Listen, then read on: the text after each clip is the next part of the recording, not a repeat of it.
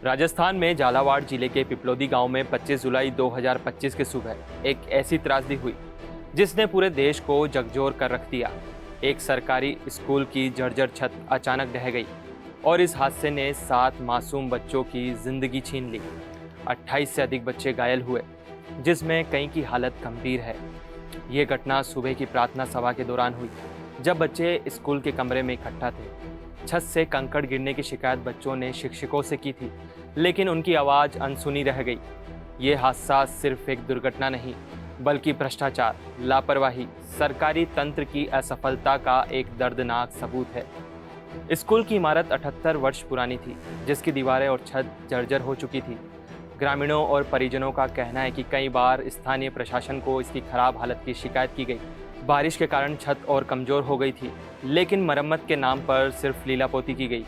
एक छात्रा वर्षा ने बताया कि छत से कंकड़ गिर रहे थे, लेकिन शिक्षकों ने बच्चों को डांट कर चुप करा दिया और कुछ ही देर बाद छत ढह गई और मासूम बच्चे मलबे में दब गए। हम बाहर थे, साफ सफाई कर रहे थे और बच्चे भीतर बैठे थे। तभी अचानक कंकड़ गिरने लगे। बच्चों ने कहा, दीदी कंकड़ गिर रहे, कंकड़ गिर रहे। और दीदी ने कहा कि कुछ नहीं गिर रहे, बैठ जाओ अंदर, और धमका कर बैठा दिए। और फिर तीनों ही माँ साहब बाहर बैठकर पोहे खाने लगे। हम भीतर थे। अचानक से हम तो बाहर थे, बड़ी बड़ी लड़कियां, और अचानक से छत गिर गई और बच्चे दब गए। ये सुनकर मन में सवाल उठता है कि आखिर इन बच्चों की जान की कीमत क्या थी। क्या एक जर्जर इमारत की मरम्मत इतनी मुश्किल हो गई थी कि 7 जिंदगियां इसके नीचे कुचल दी गई। हादसे के बाद प्रशासन ने 5 शिक्षकों और एक शिक्षा विभाग के अधिकारी को निलंबित कर दिया। मृतक बच्चों के परिजनों को 10 लाख रुपए मुआवजे का ऐलान किया गया और एक परिजन को संविदा पर नौकरी देने की बात कही गई।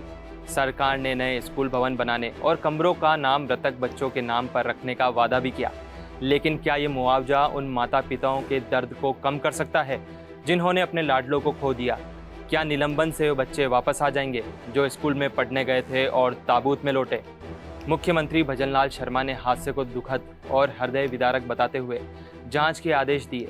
इस हादसे में जिन्होंने अपने मासूम बच्चों को खोया है, उसकी भरपाई तो नहीं हो सकती, पर इस गंभीर घटनाक्रम की उच्च स्तरीय जांच करवाकर जिम्मेदारों पर सख्त कार्रवाई की जाएगी। ये सुनिश्चित किया जाएगा कि इस तरह का हादसा दोबारा नहीं हो। शिक्षा मंत्री मदन दिलावर ने जिम्मेदारी लेते हुए कहा कि इन बच्चों का इलाज सरकारी खर्चे पर होगा, लेकिन साथ ही उन्होंने कांग्रेस सरकार पर हमला करते हुए कहा कि यह उनका पाप है। पूर्व मुख्यमंत्री वसुंधरा राजे ने शिक्षा विभाग की लापरवाही पर सवाल उठाए और कहा कि अगर जर्जर स्कूलों को पहले चिन्हित किया जाता तो ये हादसा टल सकता था।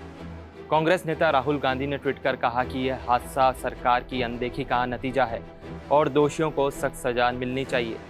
पूर्व मुख्यमंत्री अशोक गहलोत ने घायलों को जल्द स्वस्थ होने की कामना की। हादसे के बाद ग्रामीणों का गुस्सा फूट पड़ा। उन्होंने सड़क जाम की और पुलिस वाहनों में तोड़फोड़ की। उनका कहना था कि स्थानीय प्रशासन को बार बार चेतावनी दी गई, लेकिन कोई कार्रवाई नहीं हुई। एक ग्रामीण ने कहा कि जब मंत्रियों और नेताओं के लिए सड़कें रातों रात बन सकती है, तो बच्चों के लिए स्कूल की छत क्यों नहीं ठीक की गई? ये सवाल हर उस व्यक्ति के मन में है जो इस त्रासदी से आहत है।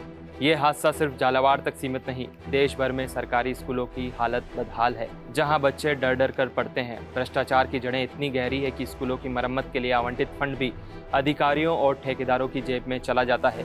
क्या बच्चों की जिंदगी से बड़ा कोई भ्रष्टाचार हो सकता है? इस त्रासदी ने एक बार फिर हमें सोचने पर मजबूर किया है कि आखिर बच्चों की सुरक्षा की जिम्मेदारी किसकी है? सरकार, प्रशासन, शिक्षक या हम सबकी? जब तक लापरवाही पर लगाम नहीं लगेगी, ऐसे हादसे होते रहेंगे। 7 मासूमों की मौत सिर्फ एक आंकड़ा नहीं, बल्कि एक चेतावनी है कि अगर हम अब भी नहीं जागे तो और कितने बच्चे इस सिस्टम की भेंट चढ़ेंगे। उन माता पिताओं का दर्द जो अपने बच्चों को स्कूल भेजकर ये कल्पना भी नहीं कर सकते थे कि उनके बच्चे फिर कभी नहीं लौटेंगे। क्या कोई समझ सकता है? ये समय बयानबाजी का नहीं, बल्कि ठोस कार्रवाई का है।